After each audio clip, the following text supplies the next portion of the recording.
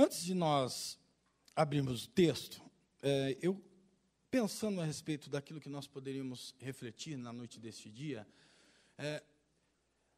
é muito importante para nós olhar para a palavra de Deus, como isso que o pastor disse, um norte para nós, ou aquilo que nos conduz pelo caminho, e eu consigo perceber que nós somos de verdade essas pessoas que são sempre desejantes.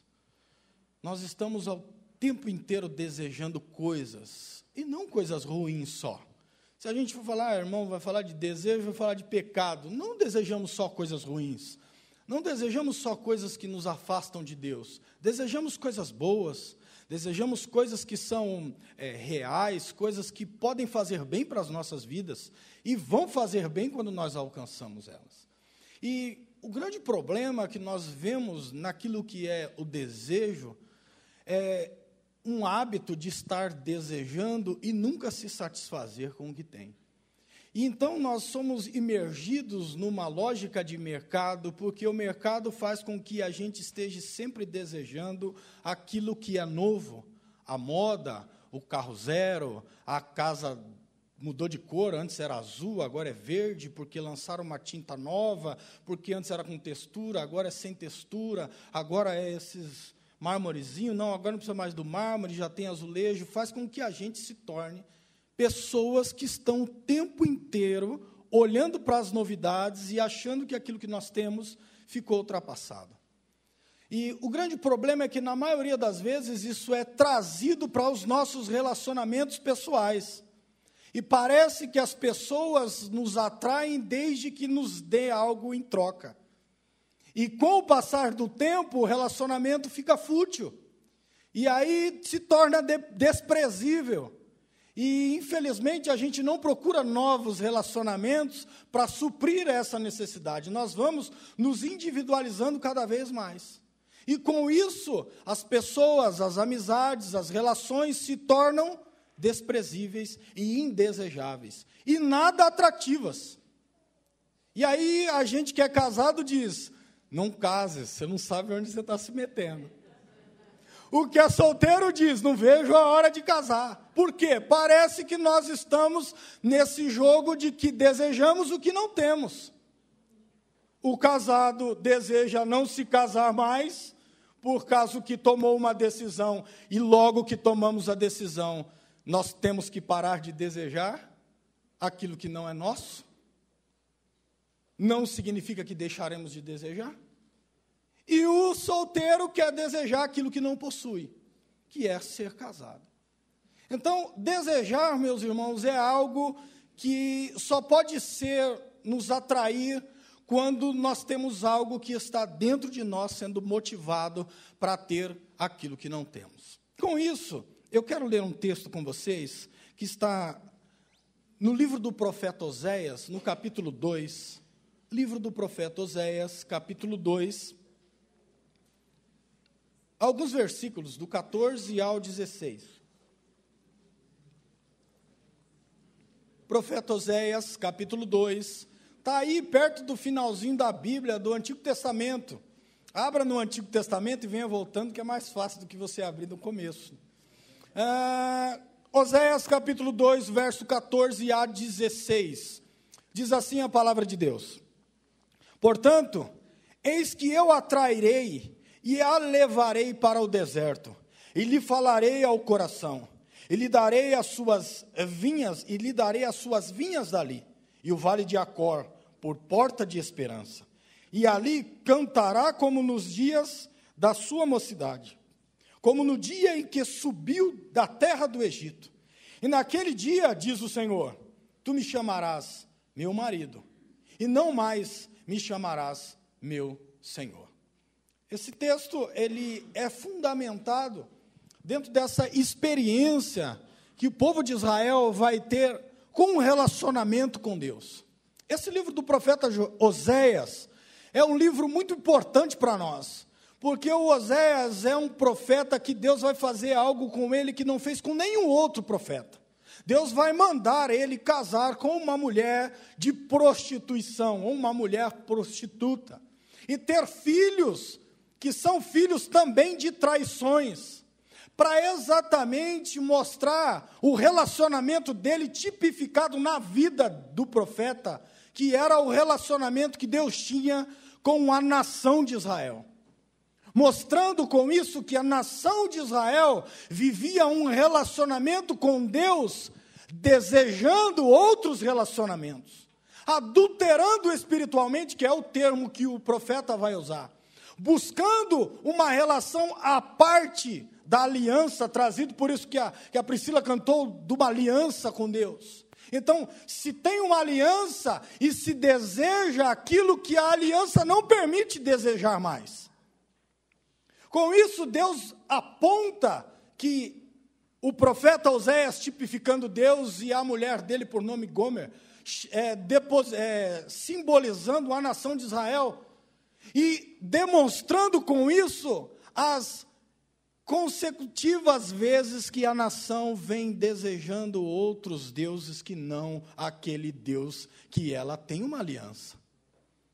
E é tão terrível essa relação, porque essa mulher tem filhos da traição, e os nomes desses filhos são exatamente o ponto em que Deus vai dizer: olha, você é não meu povo, você é não amada por mim, e vocês são aquilo que Deus planta, e que a qualquer hora Deus vai arrancar.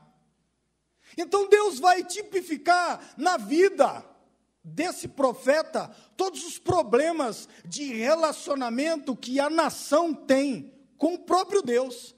E Deus vai fazer aquilo que é mais maravilhoso, demonstrar o seu amor e a busca pela restauração desse relacionamento. Com isso, Deus vai continuar observando a nação e dando direção para esse profeta, para que ele, num dado momento, chegue para os seus filhos e diga o seguinte: vocês precisam ir lá dizer para sua mãe que eu não a quero mais. Vocês precisam ir lá e dizer que ela agora não é mais a minha esposa. Ou seja, Deus estava dizendo que estava se divorciando da nação de Israel, dizendo para ela: agora todo o cuidado que eu tenho mediante a aliança, eu estou tirando. Agora eu vou tirar de vocês o gozo. Agora eu vou tirar de vocês o sustento. Porque o que acontecia nessa relação? O marido, que era o provedor das bênçãos, do cuidado, do suprimento, ele fazia tudo isso, mas quem era o que recebia a gratidão eram os amantes.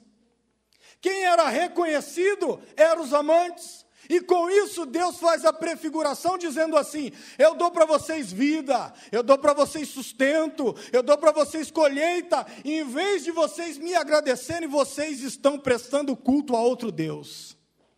Vocês estão buscando o Baal, que era um culto à fertilidade, crendo que ele abençoaria a colheita. Então, dentro da nação de Israel, estava sendo trazido de volta alguém que se esquece dos benefícios que Deus deu. Alguém que deixa de lado o cuidado e o sustento de um Deus que amou eles. E aí no verso 13, ele vai dizer assim: mas de mim se esqueceu, diz o Senhor.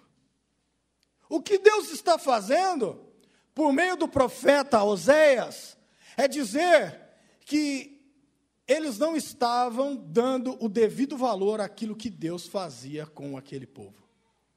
O povo foi tirado do Egito, o povo foi trazido para uma terra prometida. Na terra prometida eles tiveram uma monarquia, que era os reis dominando sobre eles. Nesse meio aí, quando Salomão morre, o que acontece? Eles racham Israel pelo meio, e aí vira o Israel, que era as tribos do norte, e Judá e Benjamim, que eram as tribos do sul, aonde estava o templo. Tendo as tribos do norte agora sem templo, o que aconteceu? Nós precisamos adorar a Deus. O que eles fizeram? Trouxeram de novo o bezerro para Samaria. O povo de Deus, meus irmãos, o Israel que foi tirado do Egito, que conheceu Deus, que viu coisas que nós não vimos, agora virou as costas, como o texto vai dizer, esqueceu-se de mim, deixou com que as coisas fossem fúteis, o que Deus fez, tornou-se preocupado com o quê? Com a vida. Agora, como nós cantamos, amanheceu, talvez os problemas cessaram, as adversidades foram embora, e aí o que acontece? Deus deixou de ser atraente, porque ficou tudo, desculpe a expressão, tranquilo, favorável. Ficou normal. Todo mundo bem, a colheita produzindo bem. Agora a influência das nações vizinhas, que foi o problema. Nós temos um Deus que vocês não conhecem. E seduziu eles, e atraiu eles para uma religião que não era a religião que ligava com Deus. E aí você vai dizer para mim, meus irmãos, eles foram ligados a... Você está dizendo que ele foi ligado a outro Deus? Não. O pior é que essa ligação com outro Deus é uma enganação de Satanás. Para acharem que estão sendo abençoados, prestando culto a uma divindade. Na verdade, isso é só uma enganação. Porque como já ouvimos do próprio pastor, não há outro Deus. Há só um Deus. Os outros deuses são só enganação. E a nação de Israel cai nessa enganação.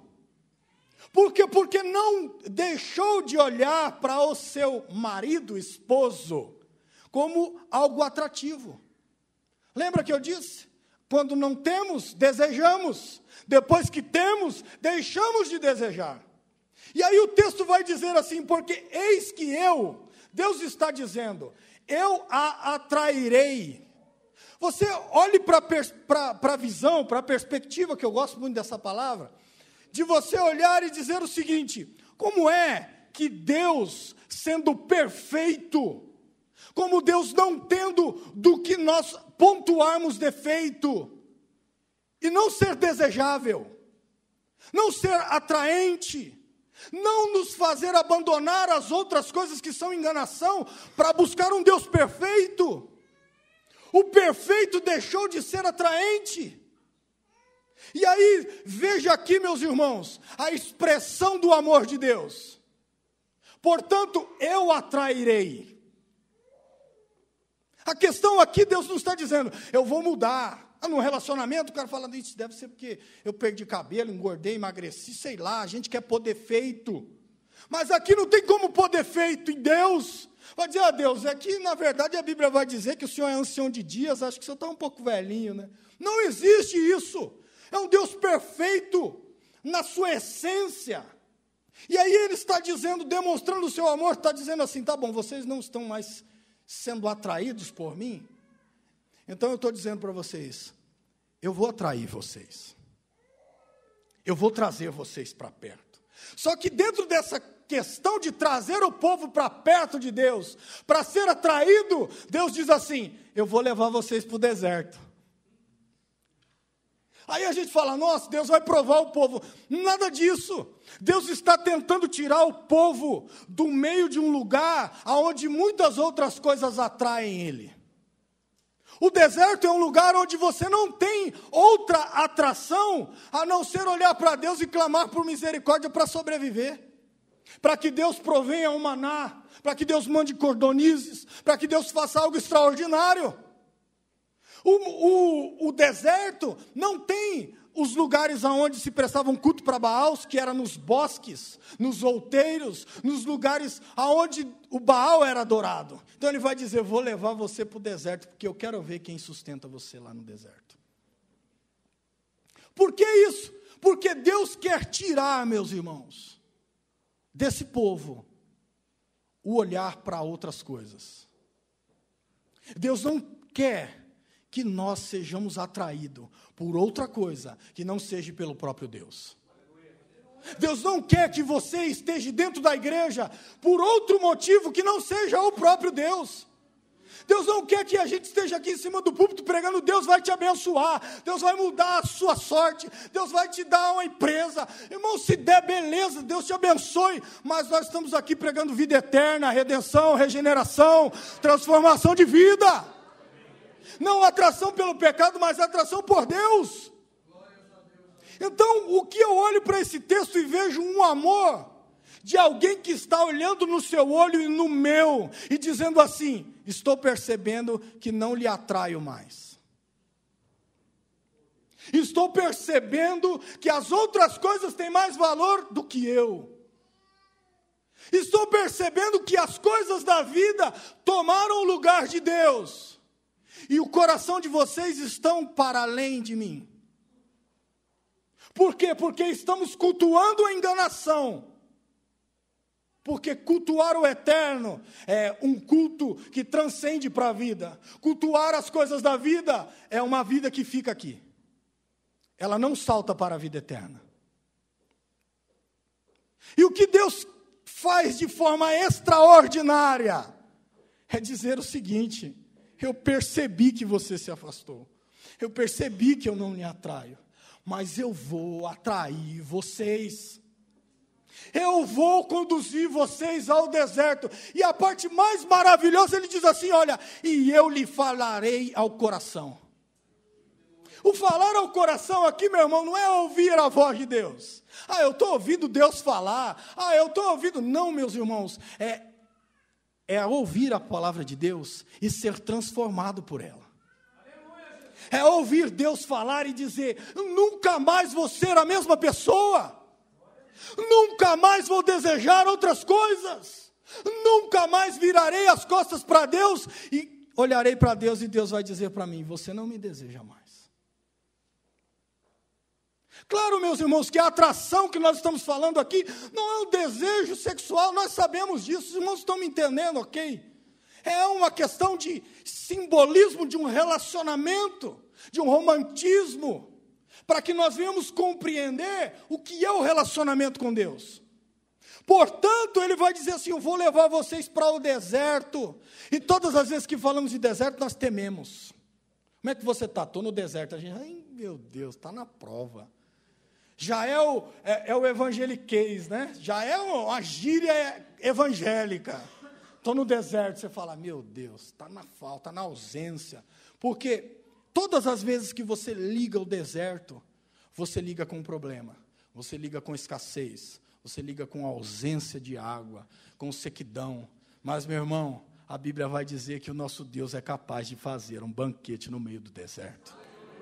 A nossa Bíblia diz, a palavra de Deus diz que Deus pode fazer jorrar a água da rocha. Deus pode enviar cordoniz, Deus pode mandar o pão, Deus pode fazer tantas outras coisas. Aí eu pergunto para os irmãos: quer ir para o deserto? Está vendo? Aleluia! Pelo menos a nós.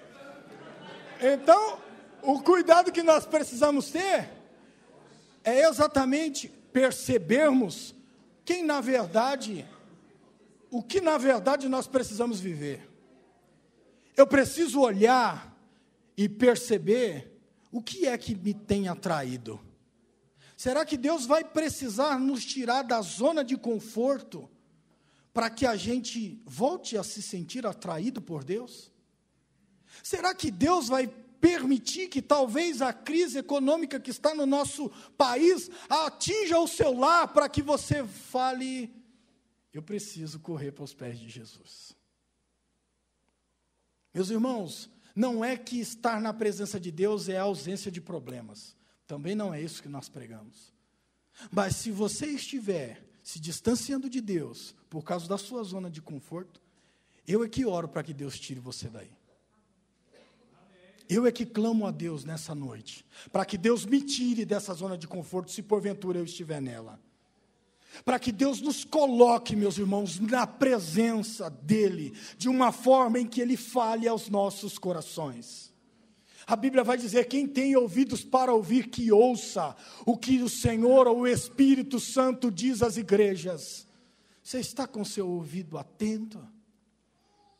Se não está, meus irmãos, peça para que Deus abra os seus ouvidos nessa noite. Na sequência do texto, ele vai dizer o seguinte: ele darei as suas vinhas, está ali, e o vale de Ancor, por porta de esperança. e ali cantará como nos dias de sua mocidade, e como no dia em que subiu da terra do Egito. Ele está dizendo exatamente, olha, eu vou levar vocês lá para o Egito, lá para o deserto. Lá no deserto eu vou dar para vocês vinhas. Essa vinha que é esse vale de Ancor, é exatamente aquela mesma visão de quando Acã estava lá na cidade de Ai. Aquela cidade de Ai, ela foi totalmente destruída, porque Deus mandou o povo entrar naquela cidade, e saquear, e destruir, e acabar com ela, na guerra, saindo do Egito. E um camarada por nome Acã desobedeceu, guardou uma capa e um ciclo de ouro. E Deus fez algo que não era muito bom. Deus fez com que aquele homem desobediente fosse destruído, ele e a sua família. E aí a gente vai dizer assim, meu irmão, o que é isso? Que Deus que atrai é esse, o mesmo Deus que condena? E que vale de Ancor é esse que tem a ver com essa relação? Deus está dizendo, essa cidade que está destruída, eu vou dar esperança para ela. Essa cidade que vocês estão achando que estão no deserto, já sem esperança, eu vou restaurar ela. Eu vou erguê-la novamente. E é de lá, de um lugar que talvez você está sem esperança, sem rumo, sem saída, dizendo, Senhor, eu perdi a direção, eu fui destruído de uma forma em que eu não tenho mais como ser edificado. Deus está dizendo para mim e para você, olha, eu vou abrir uma porta de esperança para você. Eu vou conduzir você para um lugar aonde Deus vai edificar a nossa vida que foi talvez destruída pela nossa falta de relação com Deus. Que o Senhor Jesus nessa noite faça com que você tenha essa sensibilidade de olhar, talvez desesperançoso pela vida, olhando para a sua vida com Deus, para a fé, e não achando sentido para isso, e dizendo, Senhor, eu oro, eu creio, eu busco, e parece que não tem esperança. Nós estamos dizendo, mediante essa palavra, ainda há esperança. Nós ainda cremos num Deus que abre uma porta larga, para que você seja conduzido por meio dela, mas conduzido por meio dela, principalmente, para a presença de Deus. Depois o Senhor cuida das outras coisas. Então volte, meu irmão, talvez, para um relacionamento com Deus. Volte, meus irmãos, em nome de Jesus, para perto de Deus. Não deixe que as coisas fúteis da vida nos levem para longe, meu irmão. Não deixe que a adversidade da vida nos atraia mais que o nosso Deus.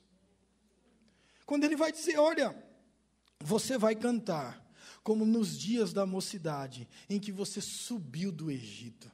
Parece que a gente está tendo aquela mesma visão de quando nós aceitamos a Cristo, e víamos para o culto regozijando. Naqueles dias, não importava quem ia subir para pregar. Naqueles dias, não importava o começo, meio e fim da mensagem. Naqueles dias, nós estávamos sentados, e nós estávamos ansiando com essa alegria. Nós cantaríamos. O Senhor está dizendo assim, faltou a esperança, eu vou dar esperança de novo. Faltou a alegria, eu vou fazer vocês se alegrarem. Eu vou fazer vocês se regozijarem. Eu vou fazer você cantar como um dia você cantou.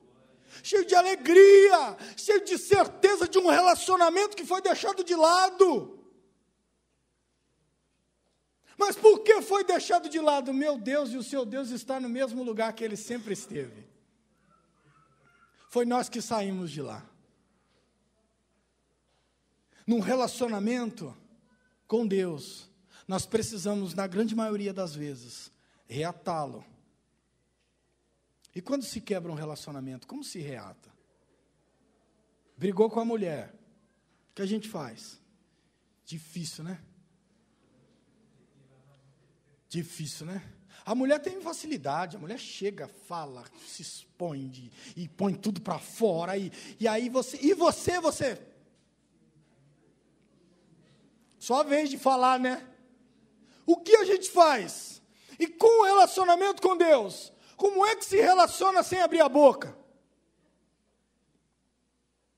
Irmãos, vamos orar. Ok, pastor, vamos orar, dobra o joelho. Fala aí. Deus lê os pensamentos. Meus irmãos, precisamos começar a aprender a falar com Deus, a orar, para que Deus faça com que nós venhamos nos regozijar. Eu faço uma pergunta para você nessa noite, que está passando por um momento como esse, de desesperança, de falta de alegria. Eu pergunto para você, se Deus hoje te desse esperança, te desse alegria, que hino você ia cantar?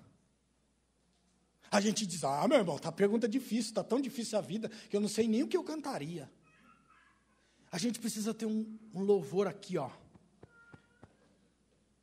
que na hora que a esperança chegar, na hora que a alegria chegar, você abre essa boca, a minha boca, e a gente cante como nunca a gente cantou antes. Que a gente expresse a alegria da nossa alma, como nunca a gente expressou antes. Mas aí a bênção chega, a provisão chega, a esperança chega, a alegria chega, está feliz? Deus provê todas as coisas. Meus irmãos, nós somos pessoas que têm emoções, nós precisamos nos emocionar. Faz parte do ser humano, é inerente do ser humano. Não abra mão disso. E hoje eu estou apontando para mim, mais do que para vocês.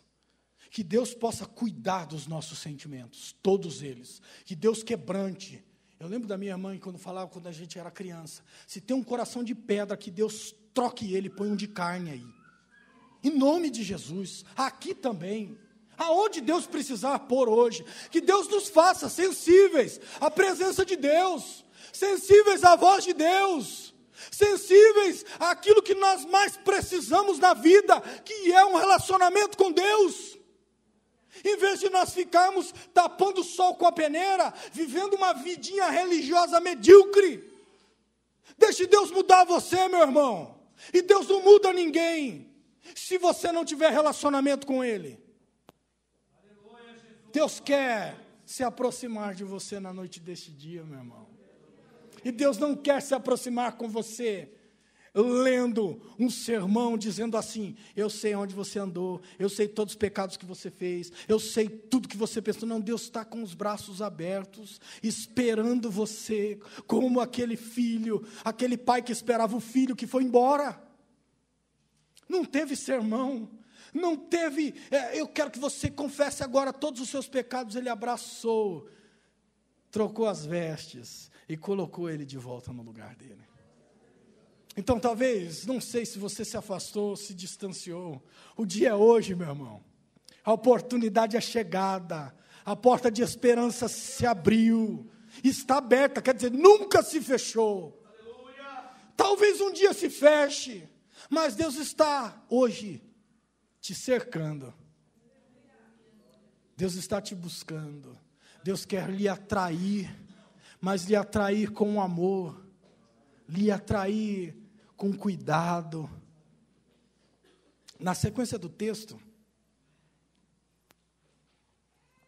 nós vamos perceber que ele vai dizer o seguinte: e naquele dia, diz o Senhor, tu me chamarás meu marido, e não mais me chamarás meu Senhor. Aqui, você já percebe que Deus faz, o escritor faz uma mudança, quando ele vai dizer o seguinte, ele poderia dizer assim, olha, mas então você me chamará meu Deus. Mas quando ele tira os nomes, ele diz meu marido, ele está tirando, dizendo assim, quando eu levar você para o deserto, falar ao seu coração, lhe atrair, que você voltar para um relacionamento comigo íntimo e pessoal, você nunca mais se lembrará dos seus amantes, ele está dizendo. Você nunca mais fará menção a outros deuses. Você nunca mais irá buscar outro a não ser o nosso Deus. O que ele está dizendo é o seguinte: eu quero ter um relacionamento tão íntimo, tão profundo. Eu quero me relacionar com você de tal forma que você nunca mais desejará outro. Você nunca mais buscará outro Deus. Ele está dizendo, você vai me chamar de quê? De meu marido. Todos nós sabemos que quando você se casa, você se torna um com aquela pessoa, não sabe? Você sabe disso. O que Deus está dizendo é isso. Você quer se tornar um comigo?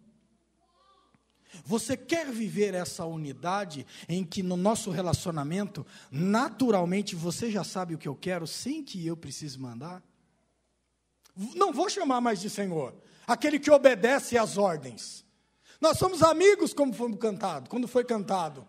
Nós somos agora a noiva que se relaciona com o noivo. E aqui não tem mais quem manda. Aqui tem uma relação. E nessa relação existe um desejo de que um agrade o outro. Então nós trabalhamos para fazer a vontade de Deus, não porque vamos para o inferno se não fizermos. Não porque temos medo de sermos queimados eternamente. Não, nós o amamos porque nós temos esse relacionamento, nos faz amar Ele cada dia mais. E não ter medo dEle.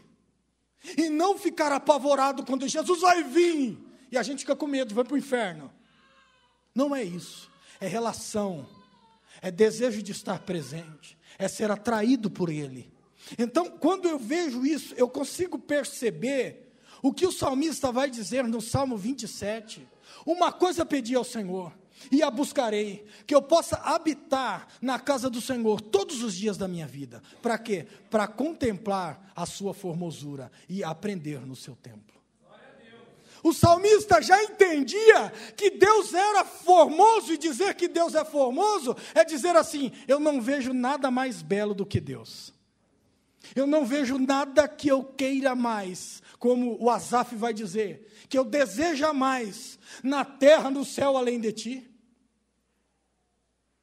E aí, o que é isso? Isso é um relacionamento com Deus. E a pergunta que eu preciso fazer para mim e para você é: como está a nossa vida desejante por Deus?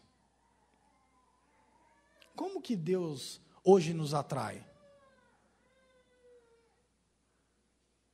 Eu sei que a beleza de Deus, ela supre tudo. Mas às vezes parece que a gente vai não enxergando mais essa beleza. E eu tenho que olhar e dizer: Deus, revela-se a nós. Talvez cure a nossa miopia espiritual. Nos faça contemplar aquilo que os nossos olhos não contemplam. Nos faça desejar aquilo que para nós não é mais desejável, ou talvez nunca foi desejável. Talvez nós estamos dentro de uma igreja por conveniência. Cresci, meu irmão, aqui, para mim tem que ser esse um ambiente, e está tudo bem, não posso fugir dele. Não, você pode. E se for por isso, você deve. Mas se não for por isso, se for pelo relacionamento com Deus, eu quero que você peça a Deus nessa noite: Senhor, se revele a nós. Senhor, que eu contemple a sua formosura nessa noite. Que eu veja em Ti algo que eu nunca vi. Que eu contemple, que eu sinta um desejo de buscar-Te como nunca antes. Porque eu disse que aquilo que nós atraímos, somos atraídos, nem sempre é pecado. Porque o escritor aos Hebreus vai dizer: olha, saiam ou se livrem do embaraço. Embaraço não é pecado. Atração por outras coisas ainda não é pecado. Talvez você diga: meu irmão, eu não estou fazendo um adultério espiritual, porque eu não estou idolatrando outros deuses, mas talvez nós estamos desejantes. Talvez nós estamos formando o nosso Deus com outra formosura, que não é a formosura dele. Talvez nós estamos maquiando o nosso Deus. Meus irmãos, que nesta noite Deus faça com que as escamas dos nossos olhos caiam, em nome de Jesus. Que Deus se revele a nós como nunca antes. Que haja clareza no nosso entendimento. Que Deus faça aquilo que nós ansiamos para que Ele faça, nos atraia nessa noite. Você é capaz de, neste momento, refletir sobre isso. É você, não sou eu. Eu também estou refletindo junto. Mas você é capaz de refletir e dizer: Senhor, será que o Senhor me atrai ainda? Senhor, será que não precisa a igreja estar cheia, ou eu não preciso estar na igreja para ser atraído por Ti? Será que ainda, lá na sua casa, lavando louça, você consegue ser atraído por Deus? E dizer: eu louvo ao Senhor porque eu tenho louça para lavar, porque eu acabei de fazer uma comida, porque tem comida, e pasme, tem feijão também. Que bênção maravilhosa! Há essa capacidade de nós podermos agradecer por coisas tão comuns. Ainda você é atraído para dizer: Senhor, estás comigo em todo o tempo, fazendo-me feliz no sofrimento. Você ainda é capaz de fazer isso, meu irmão? Você é capaz de ser grato e atraído por Deus em momentos simples? Ou precisa alguém vir aqui na igreja e falar palavras que te choquem, para dizer que você vai para o inferno, para você ficar com um pouquinho de medo e achar que é atraído por Deus? Não, meus irmãos, nós ainda somos um povo que louva a Deus porque é atraído por Deus. Nós ainda somos um povo capaz de ir para casa glorificando a Deus, capaz de ir para o trabalho glorificando a Deus, capaz de estar lavando louça glorificando a Deus, capaz de fazer o que quer que esteja fazendo, dizendo: Deus, eu te louvo, porque o Senhor é maravilhoso. Independente se estamos na bonança ou se estamos no furacão.